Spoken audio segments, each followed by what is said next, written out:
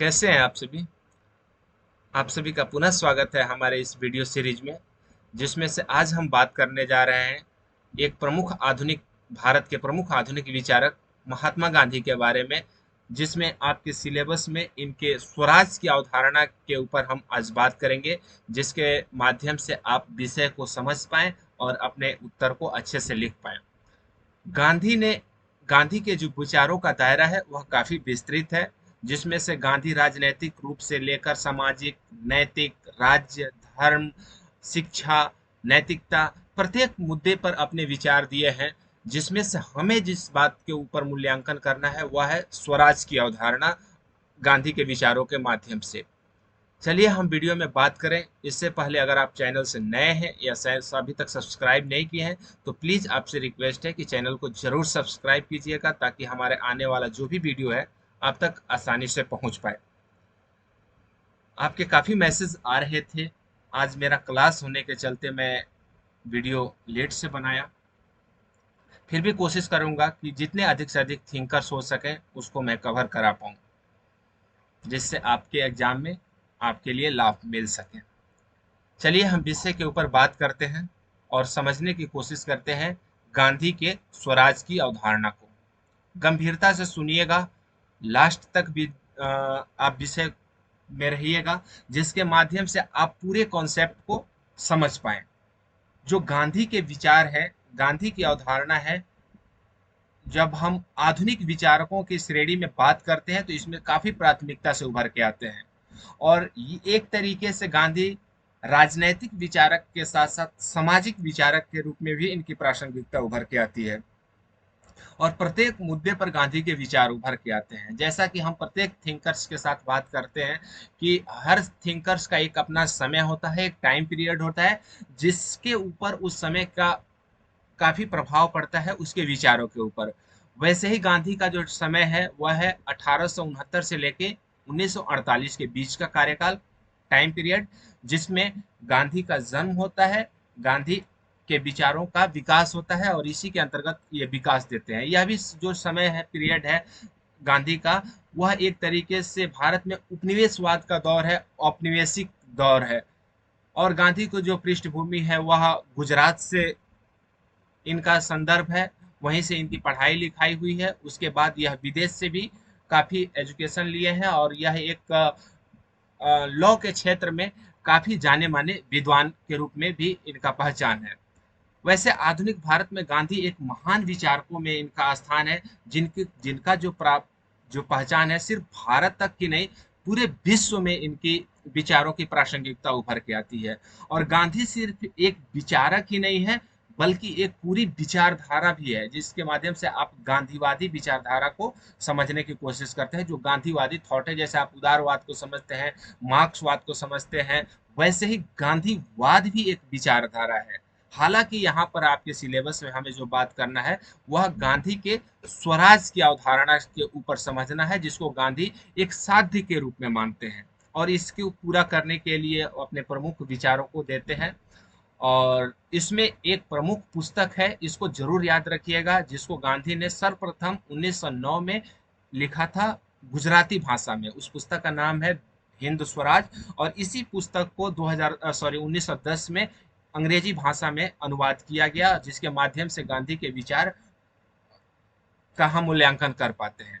और एक तरीके से आप देखिए तो ये बहुत छोटी सी पुस्तक है, लेकिन इसमें पूरे गांधी के विचारों का सार छिपा हुआ है। गांधी के जितने भी थॉट्स हैं उनके सार छिपे हुए हैं, जिसके माध्यम से हम गांधी का मूल्यांकन कर पा रहे हैं।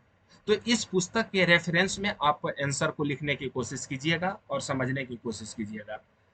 अगली कड़ी में आप जब इसके इंट्रोडक्शन से आगे बढ़िएगा तो जरूर यह इस बात पर जोर दीजिएगा कि जो गांधी के जो विचार हैं, जो गांधी की दृष्टि है, उनके ऊपर जो विश्व के अलग अलग दृष्टिकोणों का जो प्रभाव पड़ा है उसको समझना काफी इम्पोर्टेंट है। क्योंकि तभी हम मान सकते हैं कि गांधी के जो विचार हैं वह इस इतने सार्वभौमिक कैसे हैं, जिसमें गांधी के विचारों के ऊपर भारतीय सभ्यता संस्कृति चिंतकों के साथ साथ जिसमें भारतीय धर्म के साथ साथ जो पश्चिम के धर्म है और विचारक है उनका काफी गहरा प्रभाव है। जो गांधी अपने विचारों में, अपने पुस्तकों के माध्यम से, अपने लेखों के माध्यम से इस बात को रखने की भी कोशिश करते हैं कि प्रत्येक धर्म में कुछ ना कुछ सच्चाई होती है, और उससे गांधी काफी प्रभावित है। जैसे हिंदू धर्म में गीता, वेद, इस्लाम में कुरान, ईसाई धर्म में बाइबिल, बौद्धिज्म में बौद्ध धर्म ग्रंथों से, वैसे ही पश्चिम के जो धर्म ग्रंथ हैं उसके साथ साथ जो उदारवादी विचारक हैं, John Locke, T H. Green, Bentham, J S. Mill, Ruskin, Thoreau, Lenin, Tolstoy, ये सारे विचारकों का गांधी के विचारों के ऊपर, गांधी की जो दृष्टि है उसके ऊपर काफी प्रभाव पड़ता है, और ये काफी महत्वपूर्ण विचारक हैं, और जिनकी विचारधारा हमारे समाज में काफी प्रासंगिकता से उभर के आती है। तो इस संदर्भ में हमें जब प्रारंभ में इस बात को जरूर ध्यान में रखना होगा कि जो गांधी के विचार हैं उसके ऊपर क्या दृष्टि उभर के आती है। इसमें से जो सबसे इंपॉर्टेंट है हमें बात करना है वह है स्वराज की अवधारणा,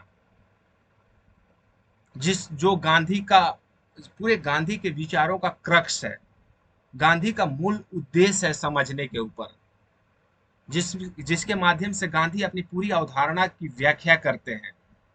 अगर गांधी के पूरे विचारों को आप मूल्यांकन करें तो इसमें स्वराज को सर्वसे सर्वश्रेष्ठ मानते हैं, और पूरे उनके दृष्टि का जो उद्देश्य है वह स्वराज की प्राप्ति से है। और सिर्फ स्वराज की प्राप्ति को आप इस दृष्टि से मत समझिए कि भारत गुलाम था और उससे हमें आजादी मिल जाएगी और हमें अपना शासन हो जाएगा तो हमें स्वराज मिल जाएगा, नहीं। इसका दायरा काफी व्यापक है, और इसी चीज को आप इसको समझना है कि गांधी का जो स्वराज का दायरा है सिर्फ हमें ब्रिटिश शासन व्यवस्था से स्वतंत्रता तक ही सीमित नहीं है, यह व्यक्ति के आत्मा और आचरण तक सीमित है। इसके कई सारे आयाम हैं, जिसमें स्वराज की जो मूल अवधारणा है, जिसमें हम संक्षेप में कुछ बिंदुओं को शामिल करने की कोशिश की है, जिसके माध्यम से आप विषय को आगे समझें। जिसमें से सबसे पहला जो गांधी अपनी स्वराज के विचार को लेके आते हैं वह है उपनिवेश शासन से आजादी। स्वशासन के ऊपर यह बात करने की कोशिश करते हैं। इनका दृष्टि है कि कोई भी भूमि है वहां के लोगों के द्वारा शासित होनी चाहिए, किसी दूसरे लोगों के द्वारा लोगों के ऊपर शासन नहीं किया जाना चाहिए। इसके साथ साथ व्यक्तिगत आत्मनिर्णय से जुड़ा हुआ स्वराज की अवधारणा उभर के आती है, जिसमें से स्वराज की जो अवधारणा है उसको परिभाषित करते हुए गांधी इस बात को कहते हैं कि काफी यह प्योर कंसेप्ट है। स्वराज सिर्फ साधारण कोई एक शब्द नहीं है कि हमें सिर्फ आजादी मिल गई तो हमें स्वराज मिल गया, नहीं।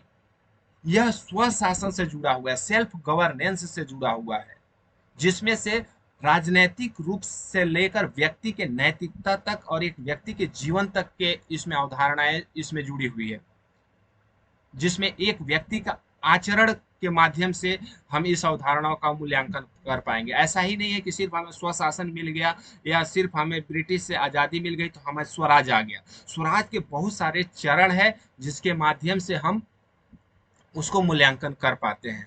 स्वराज सिर्फ एक राजनीतिक रूप से जुड़ा हुआ शब्द नहीं है, बल्कि इसका जुड़ाव जो है व्यक्ति के नैतिकता के साथ जुड़ा हुआ है, जिसके माध्यम से व्यक्ति अपने इंद्रियों को कंट्रोल कर सकता है, अपने विचारों को एक आकार दे सकता है। और गांधी के साथ आपको पता ही है कि गांधी की जो दृष्टि है वह साध्य के साथ साथ जो साधन है उसके भी प्योरिटी के ऊपर बात करते हैं। अगर हमें कोई ऑब्जेक्टिव प्राप्त करना है वह भी शुद्ध होना चाहिए, और उसके जो प्राप्त करने का साधन है, तरीका है, उसको भी शुद्ध होना चाहिए। जैसे भारत में स्वतंत्रता आंदोलन की जो उद्देश्य है वह भी शुद्ध होना चाहिए, और उसको प्राप्त करने का जो साधन हम अपना रहे हैं वह भी शुद्ध होना चाहिए। ऐसा नहीं है कि हमें हिंसा का मार्ग अपना लेना चाहिए। तो इस तरीके से जो स्वराज का जो मूल संदर्भ है वह काफी प्योर संदर्भ है, और व्यक्ति के इंद्रियों और ज्ञानेंद्रियों से जुड़ा हुआ है, जो इसके विचारों के केंद्र में है। गांधी की दृष्टि में जो स्वराज के उपनिवेशों से स्वतंत्रता तक ही सीमित नहीं है। जो स्वराज की धारणा है वह सिर्फ ऐसा ही नहीं है कि उपनिवेशों से स्वतंत्रता मिल गई तो हमें स्वराज मिल गई। यह इसमें स्वशासन की जो पवित्रता है उसके साथ जुड़ी हुई है, और इसमें स्वराज की जो मूल क्रिया है, जो घटक है, उसको आप दो भागों में समझ सकते हैं गांधी की दृष्टि से। एक विकेंद्रीकृत सहभागी लोकतंत्र, जिसको हम आगे इस पर बात करेंगे, और दूसरा है सत्य, अहिंसा और सिद्धांतों के आधार पर राजनीति और अर्थतंत्र के एकीकरण या उसके समायोजन पर जोर देना। ऐसा नहीं है कि हमारे पॉलिटिक्स जो इकोनॉमी है वह किसी भी तरीके से हम उसको रेगुलेट कर दें। उसमें सत्य और अहिंसा का मूल्य अनिवार्य रूप से होना चाहिए, जिसमें जो जो हमारा स्वराज का उद्देश्य होना चाहिए, जो स्वराज का जो जो हमारी स्वराज की प्राथमिकता होनी चाहिए, उसमें गांधी इस बात के ऊपर जोर देते हैं कि जो स्वराज के प्रमुख बाधक हैं उसको समझना सबसे इम्पोर्टेंट है। स्वराज के दिशा में जो प्रमुख घटक हैं, जो बाधक के रूप में उभर के आते हैं, उसको समझना काफी इम्पोर्टेंट है। और इन सारे बातों को गांधी अपने हिंद स्वराज की जो पुस्तक है उसमें इस बातों को रखने की कोशिश करते हैं। इसमें सबसे पहली आलोचना करते हैं जो स्वराज के क्षेत्र में बाधक है, वह है आधुनिकता की आलोचना। जिस आधुनिकता की हम बात कर रहे हैं, जो हमारा टॉपिक है आधुनिक विचारकों का, उसमें जो आधुनिक शब्द जुड़ा हुआ है, जिसको हम पिछले वीडियो में रेनाइंसा के साथ जोड़कर बात कर रहे थे, जो हमारा आधुनिक मूल्य है, विज्ञान है, डॉक्टर है, वकील है, रेलवे है, प्रेस है, तकनीकी है, कंप्यूटर है, इत्यादि, ये सारे मूल्य हैं। इसमें से जो आधुनिकता के जो मूल्य हैं, उसमें गांधी इस चीज की काफी आलोचना कर रहे हैं। वो हम मानते हैं कि ये जो हमारा आधुनिकता, जो पाश्चात्य आधुनिकता है, पश्चिम के विचारों पर आधारित जो हम आधुनिकता की बात कर रहे हैं, उससे मानव एक तरीके से भ्रष्ट होता है, उससे वह अनैतिक दिशा में जाता है, और यह हमारे स्वराज के लिए बहुत बड़ा बाधक सिद्ध होता है। और इसीलिए गांधी डॉक्टर की, वकील की, प्रेस की, रेलवे की, जितने भी आधुनिक संस्थाएं हैं, जिसमें से संसद हो गया, उसकी आलोचना करते हैं। संसद को तो गांधी ने बाह्य और वेश्या से भी तुलना किया, और उन्होंने इस बात के ऊपर जोर दिया कि जो संसद होती है वह काफी निष्क्रिय संस्था होती है, और यह सिर्फ बहुमत के आधार पर इसको मैनिपुलेट किया जाता है, या इसको, और या कुछ ही लोगों के हितों के, इंटरेस्ट के अनुसार काम करती है। इसके साथ साथ गांधी मशीनों की काफी घोर निंदा करते हैं, जिसमें उनका मशीनों को घोर निंदा करने का तर्क है कि यह व्यक्ति को काम करने से रोकता है। एक मशीन 100 व्यक्ति का काम करता है तो 100 व्यक्ति के आत्मा के ऊपर चोट पहुंचाता है। इसीलिए वो हम मशीनों का, खासकर भारी मशीनों का, काफी आलोचना करते हैं, और उनका मानना है कि यह स्वराज में प्रमुख बाधक के रूप में उभर के आता है। इसी तरीके से गांधी के जो स्वराज है, स्वराज की अवधारणा है, उसमें से कुछ प्रमुख सहायक कारक है जिसके माध्यम से हम स्वराज तक पहुंच पाएंगे, पहुंचने की कोशिश करते हैं, उसकी यह व्याख्या करते हैं। इस सहायक कारकों में आप साधन की पवित्रता के ऊपर काफी ध्यान देना चाहिए, जिसके ऊपर हमने बात किया कि अगर हमारा जब साध्य पवित्र है, हमारा ऑब्जेक्टिव पवित्र है, तो उसको प्राप्त करने का जो साधन होना चाहिए वह भी पवित्र होना चाहिए। तभी हम स्वराज को प्राप्त कर सकते हैं, या स्वराज का जो मूल संदर्भ है उसको प्राप्त कर सकते हैं। नैतिकता और आध्यात्मिकता के ऊपर गांधी ने काफी बल दिया है, जिसमें स्वराज प्राप्ति की दिशा में काफी सहायक है व्यक्ति को नैतिक होना, व्यक्ति को आध्यात्मिक होना। ऐसा नहीं है कि हम स्वराज प्राप्ति के मार्ग में अपने नैतिक मूल्यों को ही खो दें। इसकी काफी आलोचना करते हैं। उसके साथ साथ मशीनों की जगह जगह श्रम का जो प्रासंगिकता है उसके ऊपर बल देते हैं। इसके पीछे गांधी का विचार यह है कि जब हम श्रम को प्राथमिकता देंगे तो लोगों को काम से जोड़ पाएंगे, लोगों को समाज से अलग नहीं कर पाएंगे। श्रम के माध्यम से व्यक्ति समाज से जुड़ पाता है, और मशीनें क्या करती हैं, व्यक्ति को श्रम से वंचित करके उसको समाज से काट देती हैं। तो इस तरीके से व्यक्ति समाज विहीन हो जाएगा, और वह हमारे समाज स्वराज प्राप्ति में एक बहुत बड़ा बाधक सिद्ध होगा। इसके साथ साथ कुछ अन्य कारक हैं जिसके माध्यम से गांधी स्वराज प्राप्ति के दिशा में एक प्रमुख सहायक मानते हैं, वह है सत्य और अहिंसा, यानी अहिंसा और सत्याग्रह के आधार पर हमें कार्य करना, जिसमें अहिंसा और सत्याग्रह की प्रासंगिकता को परिभाषित करते हुए इनका मानना है कि यह मौलिक परिवर्तन और बेहद बेहतर उद्देश्य प्राप्ति के लिए प्रमुख साधन है। हमें कोई भी चीज को प्राप्त करना है, कोई भी उद्देश्य को प्राप्त करना है, हमें स्वराज को ही प्राप्त करना है, तो उसमें हमें सत्याग्रह के मार्ग को अपनाना पड़ेगा। और इसके ऊपर गांधी ने काफी मजबूती से जोर दिया है। गांधी का जो पूरा कार्य जो एक कार्यक्रम आप देखेंगे, जो उन्होंने स्वतंत्रता आंदोलन के दौरान चलाया था स्वराज प्राप्ति के लिए, उसमें अहिंसा और सत्याग्रह को सबसे पवित्र और सबसे प्रासंगिक माना था।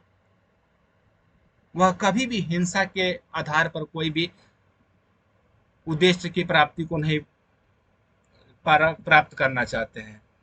इसके साथ साथ गांधी ने अहिंसा और सत्याग्रह को स्वराज प्राप्ति का सबसे अहम हथियार माना था, जिसके माध्यम से हम स्वराज को प्राप्त कर सकते हैं। इसमें से स्वराज सत्याग्रह के 3 आधार है। विरोधियों को तर्क के सहारे सहमत करना, ऐसा नहीं है कि हिंसा के आधार पर, दबाव के आधार पर, बल के आधार पर उनको सहमत कर लें। अपनी पीड़ा उठाकर विरोधियों से निवेदन करना, कष्ट झेल कर, भूख हड़ताल कर, और सहयोग और नागरिक अवज्ञा के मार्ग को अपनाना, यह मूल आधार है सत्याग्रह का। और इसके लिए जो प्रमुख विधियां बताई है गांधी ने सत्याग्रह के लिए, वह है प्रण करना, प्रार्थना करना, अनशन करना। गांधी ने भी काफी लंबे लंबे समय तक आमरण अनशन किए हैं। यह शुद्ध सत्याग्रही का मूल उद्देश्य है, मूल्य पहचान है। इसमें से एक असहयोगी जो कर्म है, उसमें बहिष्कार करना, हड़ताल करना, धरना प्रदर्शन करना, अस्पृश्यता को दूर करना, जो कानून समाज के लिए हितकर नहीं है उसका अवज्ञा करना, उसका उल्लंघन करना, इसके माध्यम से एक सत्याग्रही स्वराज के को प्राप्त कर सकता है। इस माध्यमों से गांधी स्वराज की दिशा को प्राप्त करने के प्रमुख साधन के रूप में इसको बताते हैं।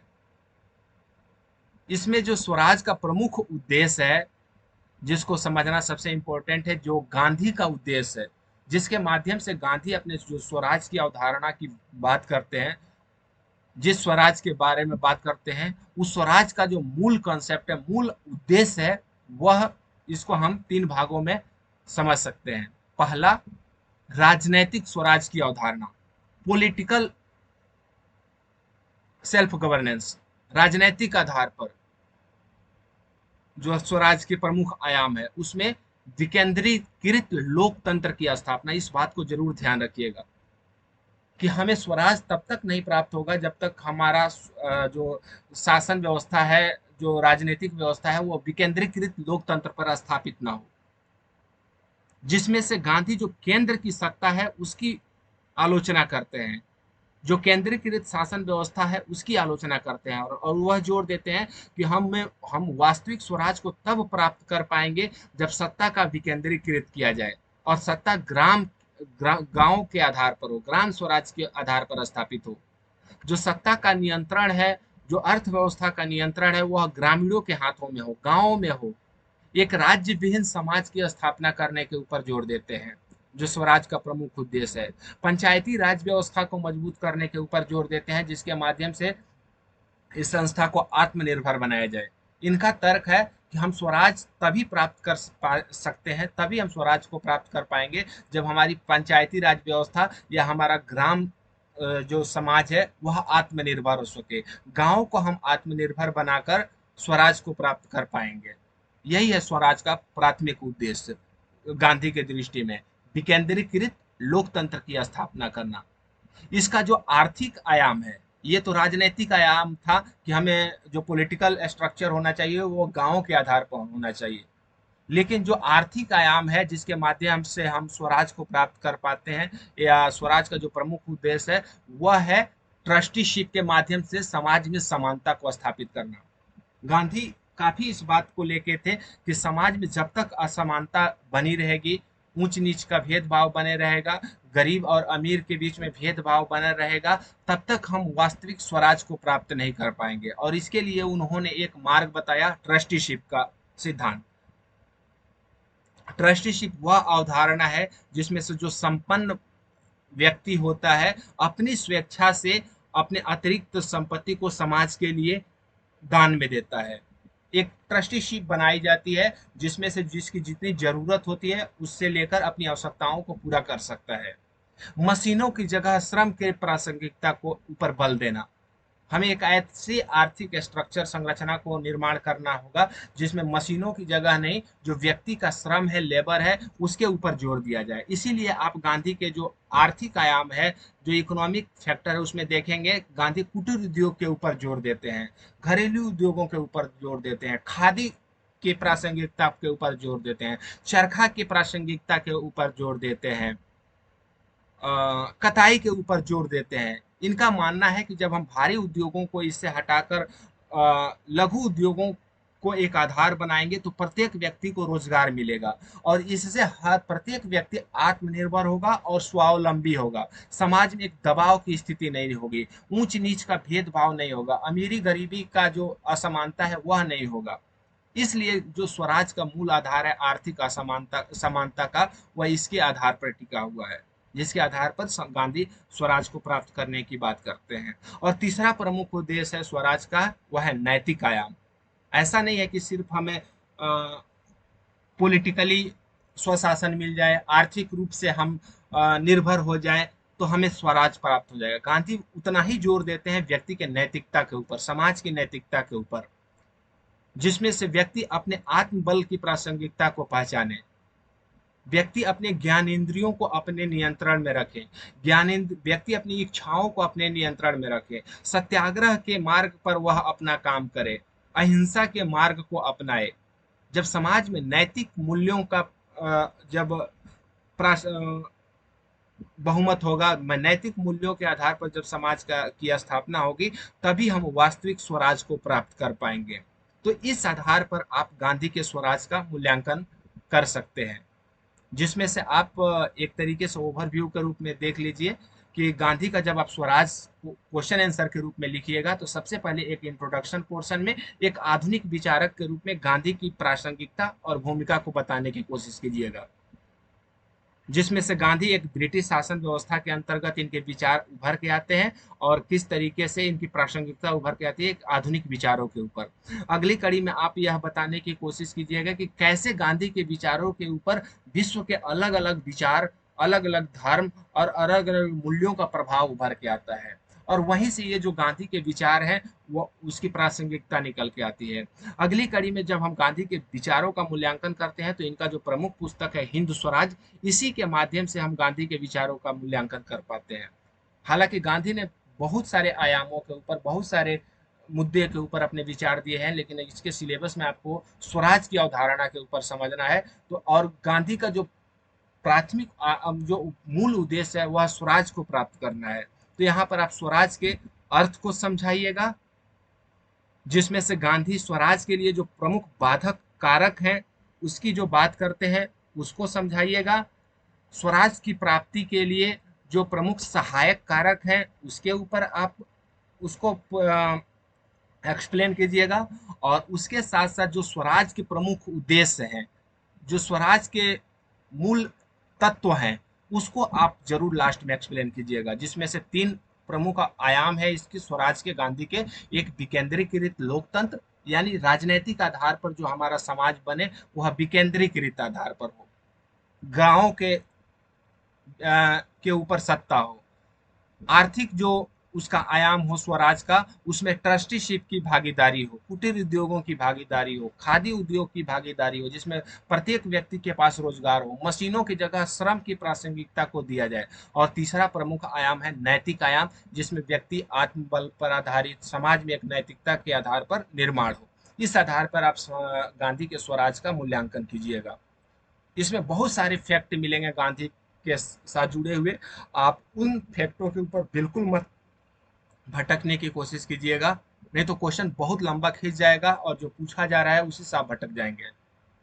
और लास्ट में आप जब गांधी के विचारों को मूल्यांकन कीजिएगा तो एक आलोचनात्मक मूल्यांकन जरूर कीजिएगा। इसमें से दो बिंदु को रखने की कोशिश किया है। एक पाश्चात्य आधुनिकता के प्रति गांधी का जो कठोर रवैया है, जिसमें से आप देखते हैं कि आज ये जो आधुनिक मूल्य है उसको हमें नकारना काफी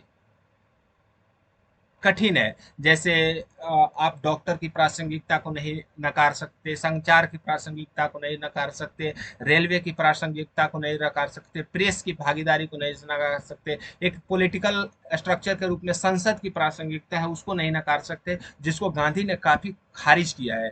तो इसके आधार पर आप इस इनके जो अवधारणा है उसको मूल्यांकन कर सकते हैं। और गांधी जो ने जो सत्याग्रह के लिए जो मूल्य बताए हैं वह भी एक अव्यवहारिक सा उभर के आता है, जिसमें से प्रत्येक व्यक्ति को हम इस तरीके से सत्याग्रही बना पाए वह अनिवार्य नहीं हो पाता है। तो इस तरीके से आप गांधी के मूल्यों का, विचारों का स्वराज के ऊपर आप मूल्यांकन करते हुए एक अच्छा सा कंक्लूजन लिखिएगा, जो अभी तक आपको बातें समझ में आई है उसके आधार पर।